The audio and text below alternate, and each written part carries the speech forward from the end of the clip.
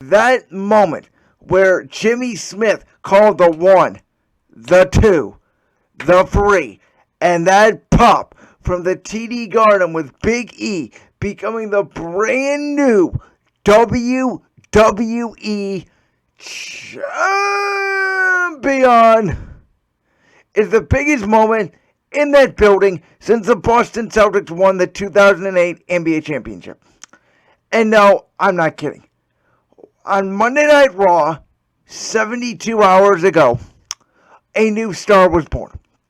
And, typically with the Money in the Bank briefcase, especially over the last couple of years, the champions have not tended to take advantage of when a champion is down. And there's been some failed Money in the Bank cash-ins. Of course, the one that comes to mind is John Cena at Raw 1000. Damian Sandow cashing in on John Cena on a random Monday Night Raw. Braun Strowman challenging Roman Reigns for the Universal Championship inside Hell in a Cell. And so, because of that, Big E tweeted out on Monday, and he said, listen, whoever wins the scheduled WWE Championship match between Bobby Lashley and Randy Orton, I'm going to cash in the Money in the Bank briefcase. And everybody flipped out. Everybody said, oh, this is a reaction to AEW beating Raw in the demographic, blah, blah, blah, blah, blah. First of all, folks, it was on a holiday weekend. AEW was on a Wednesday. And second of all, if you actually look at the ratings and you do the average, they tied with AEW. AEW didn't beat them.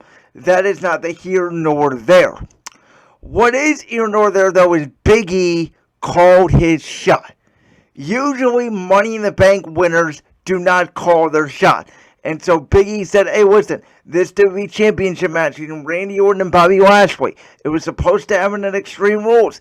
And by the way, I thought Randy Orton had a perfectly good explanation as to why he wanted the WWE Championship moved up into the Extreme Rules.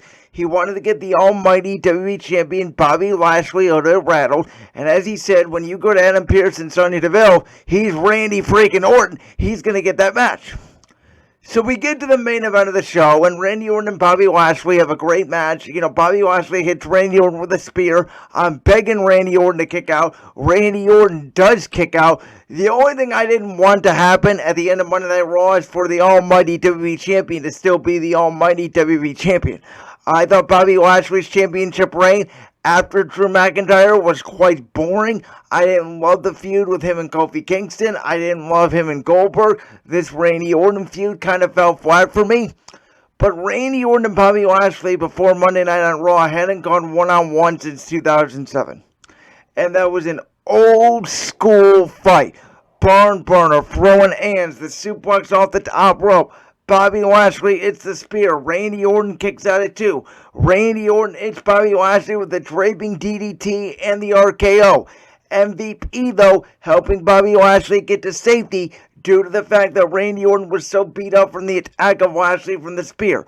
Then Riddle ends up helping out Randy Orton. Randy hits the RKO on MVP. Riddle is celebrating. Randy Orton is celebrating. Boom, spear. Bobby Lashley is the WWE Champion. However, Bobby Lashley, enraged about how Randy Orton and Riddle took on MVP, takes out Riddle, picks him up, slams his head into the ring post, takes Randy Orton, spine busters him through the announce table. But the impact of Bobby Lashley spine bustering Randy Orton for that art announce table, the purebred force that he took Randy Orton and put him through that announce table, wanted him to buckle his knee. And that's when the opening occurred. Big E runs down, cashes in his Money in the Bank briefcase, and you hear what you heard to start today's podcast. However, I will say this. The one thing that bothered me about Big E's cash-in is, why before the match did Raw go to a commercial break? I was losing my mind. That is not the way, WWE, a Money in the Bank cash-in is supposed to work. When you hand the referee the briefcase, the bell is supposed to ring. You don't go to commercial. You don't wait for the competitor to get to his feet. That's BS. The bell is supposed to ring. Big E should have picked Lashley up, dropped him, boom, we have a new WWE champion. Nonetheless, The result was great. The crowd was going crazy in the TD Garden, and this is Big E's moment. Big E, the man who went from Dolph Ziggler's Evie when he first debuted in 2012. The man who had a short but very forgetful Intercontinental Championship reign in 2014 was lost in the shuffle, along with three guys in Xavier Woods and Kofi Kingston, formed the New Day, who at first nobody thought would get over. They have become arguably the greatest tag team in WWE history.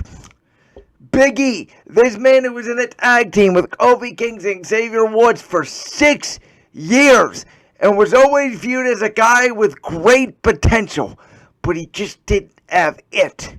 After 6 years, WWE finally broke up the New Day, but they didn't do it officially. And this is very interesting because I always thought in 2019, when Kofi Kingston won the WWE Championship at WrestleMania 35 against Daniel Bryan, Big E would either turn heel or the New Day would break up some way, somehow. I always thought the New Day would break up. You can't have a tag team for 7 years and never break up. Well, guess what? The New Day is. They're still a freaking tag team, folks.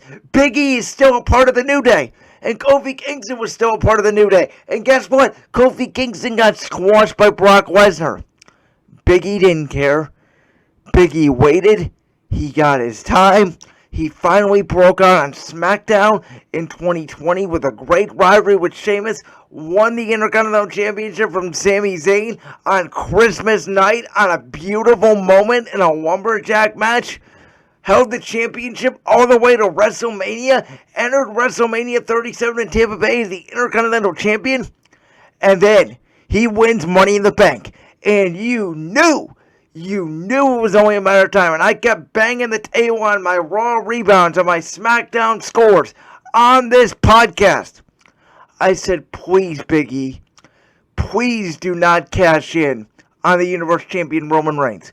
I said, Roman Reigns has a lot of other issues to deal with. He's got Seth Rollins to deal with. He's got Demon Finn Balor to deal with. He's got Brock Lesnar to deal with. He's got Edge to deal with. He potentially later down the line has The Rock to deal with. There was no room for Big E to cash in on Friday Night SmackDown. So what does he do? Goes to Monday Night Raw, call his shot, and I am so legitimately happy for Big E. Now, that doesn't mean that Raw doesn't have roster issues. I think there's a lot of guys from Raw that need to move over to SmackDown in the draft. I'm looking at Drew McIntyre. I'm looking at Jeff Hardy. I'm looking at Alexa Bliss. I'm looking at Eva Marie. I'm looking at the Viking Raiders, just to name a few. I think some guys that could move over to Raw potentially could be, Edge is a name off the top of my head. Kevin Owens, Cesaro. These guys that can kind of inject some life into the mid-card championship with Damian Priest. But it'll be interesting now that Drew McIntyre can once again challenge for the WWE Championship. Will he get one more match before he moves over to SmackDown in the draft? We will have to see. I'm also going to find it interesting what happens for the stipulations. What's Big E's first WWE Championship defense at Extreme Rules? Is it against Bobby Lashley? Is it against Randy Orton? Is it a triple threat? How does this work out now with the New Day? Is Kofi Kingston still kind of the solo act like the way, he was when he was the champion? I mean, will Big E be that solo act? Will Kofi and Woods kind of become the tag team? Just like when Kofi was champion and Big E and Woods kind of became the tag team. The funny thing is, Big E and Kofi used to be the tag team for a long time, and Xavier Woods was always the manager. Now Xavier Woods is the only one out of the group that's never been WWE champion. And the cool thing about it is, unlike the Shield, who all won the WWE Championship on the same night, New Day, they may all hold eventually the WWE Championship for a long 6-month title reign. Congratulations to Big E. He absolutely deserves it. Nobody has worked harder. Nobody deserves it more than him. And I can't wait to see it. Finally, there is something new. There is something fresh on Monday Night Raw besides RK Bro.